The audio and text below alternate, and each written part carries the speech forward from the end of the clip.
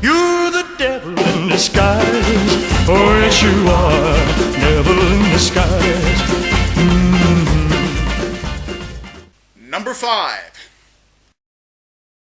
This movie has an assload of titles. Deliria, Bloody Bird, Aquarius, but the one I far prefer and seem to hear the most often is Stage Fright. It's fitting, considering it takes place in a theater. An eccentric director is making a play about a serial killer in an owl mask killing prostitutes, and for both him and the actors, it's their last chance to earn some proper money before their careers are effectively over. Unfortunately for our heroes, an actual psychotic actor has escaped and kills the dude playing the killer in the play, so now he's roaming around taking people out as he wishes. You've gone out of your mind? Go on, kill her! Kill her! Jesus Christ, what's the knife got to do with anything?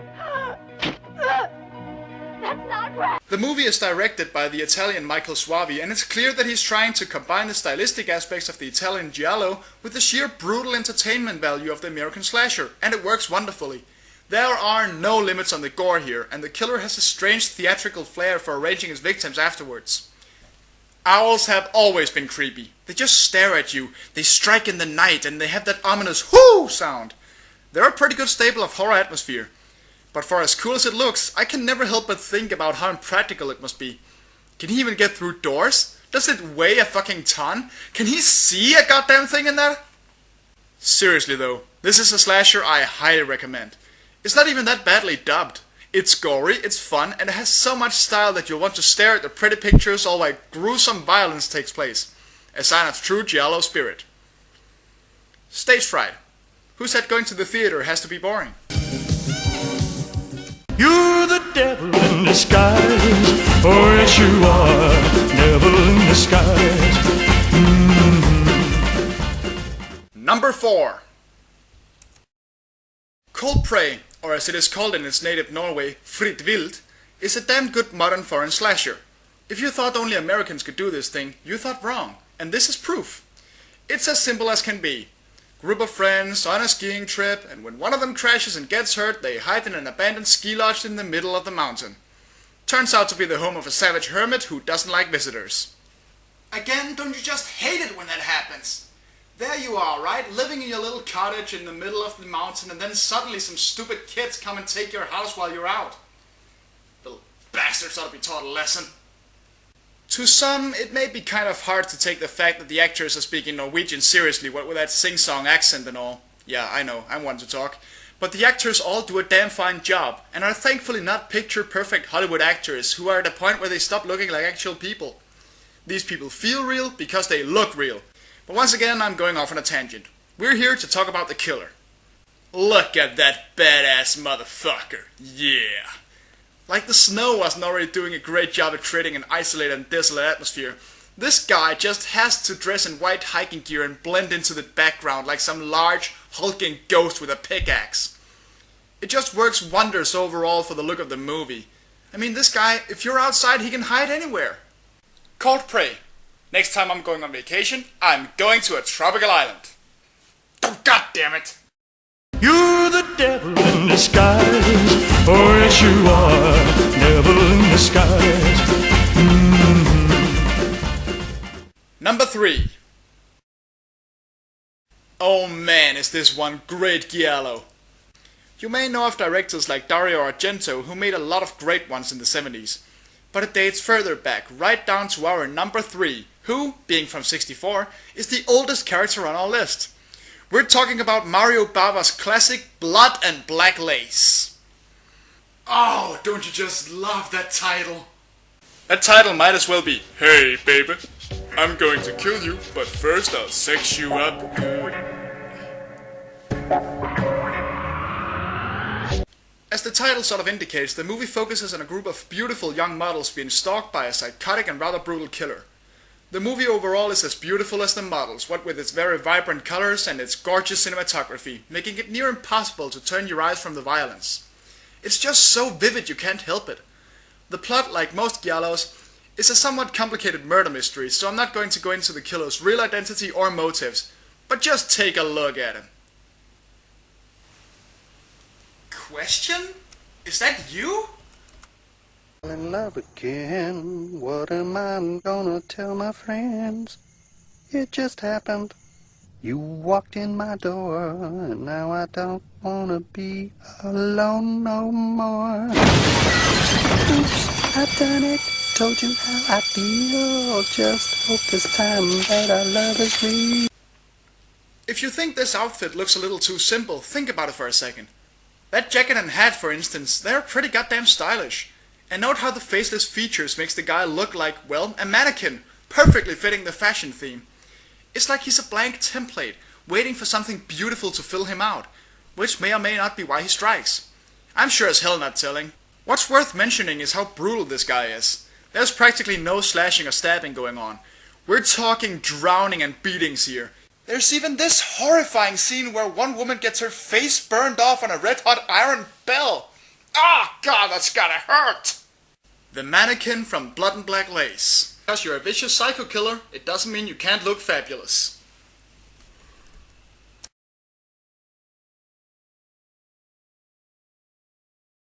You're the devil in disguise. Oh, yes, you are.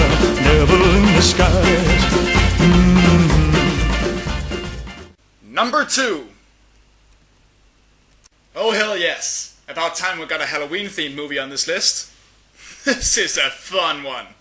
Seriously, just listen to the plot. This kid, who is totally obsessed with a sadistic video game called Satan's Little Helper, runs out on Halloween and encounters a man dressed as Satan, killing people and arranging them as decorations. In broad daylight too. Hey, when else but Halloween? But here's the kicker. The kid thinks the guy in the Satan costume is the guy from the game, that is all just pretend and laughs, and asks to be his helper, and is then brought along as the guy just kills people left and right. And this is the one thing people always bring up when you talk about this movie. This kid is a total fucking moron. I mean seriously, he watches this guy kill people in front of him and just brushes it off as games. He gets the guy to kill his sister's boyfriend and still thinks it's all good fun. Good lord! I like to imagine that he's slightly brain damaged. But with his mom always being stoned, it doesn't seem too far-fetched anyway. And honestly, if someone as hot as Catherine Winnick was running around in my house dressed up like a Renaissance whore, I would probably be a little slow too. Not that the blokes be looking at me face when they got these tender morsels in their hands. But holy shit, look at this guy. Is that a great costume or what? He's totally tall, he's dressed in all black, and that mask makes him look like a demonic mime version of the fucking Joker. This guy just embodies chaos. We never know exactly who he is, why he does what he does. He just gleefully wanders from victim to victim, killing for the sheer fun of it. And he has amazing body language. One moment he's a hilarious clown who flips people off for laughs, and the next he's a truly terrifying psychotic killer you don't want to fuck with.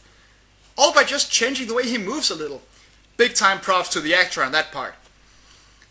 He later puts on a Jesus costume that not only makes me think of a highly religious Burger King, but also gives us one of the best lines I've ever heard in a slasher movie. And Jesus is Satan! Well, there goes $1,000 worth of Sunday school. This movie is so full of hilariously black humor that you can't help but just abandon all sense of morality and laugh.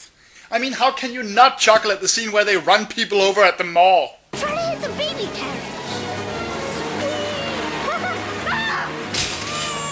100 points. Oh yeah! Satan's Little Helper. Satan's little helper. God! Stop it! Oh! Sorry guys, but look at her, she distracts me! Stupid Catherine Winnick being all hot and shit, ruining my video. You're the devil in disguise.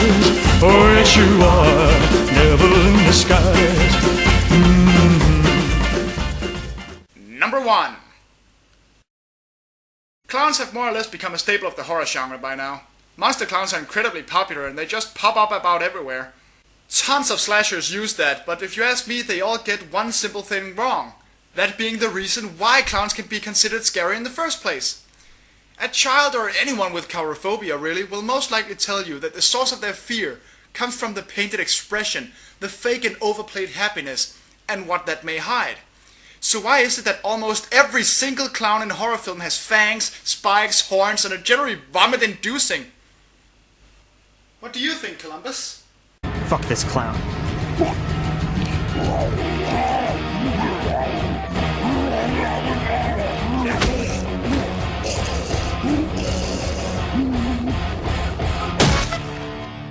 Indeed. I can only name a few exceptions, such as Bobo from the otherwise not very good Out of the Dark and that guy from The Clown at Midnight, and they managed to come off as pretty damn scary without resorting to that. And so does Clown House, a simple but tense little slasher flick from 1989, telling the story of three boys home alone on Halloween who are terrorized by three escaped lunatics dressed as clowns. A movie directed by Victor Salva. Victor Saliva is more like it. Ugh, where do I even begin with this guy? You guys may know Victor Salva as the director of the more recent film Jeepers Creepers, a fairly successful monster film. However, that was far from Salva's first dabbles in the horror genre. This movie came out, like I said, in 1989 and would end up nearly destroying Salva's career.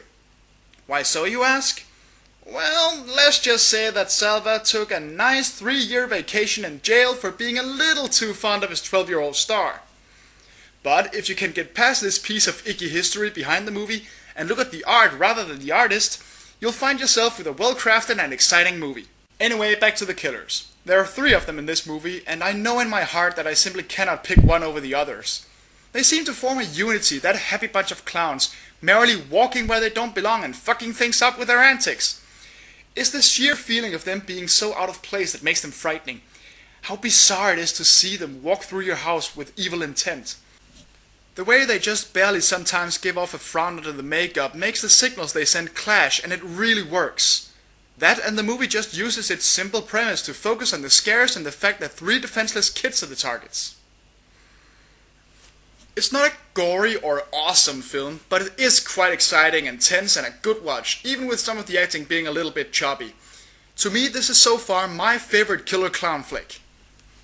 Though, with all that said, just between us, for as scary as I think they are, they're never gonna be as scary as this clown. Fine golden maiden child! Clown!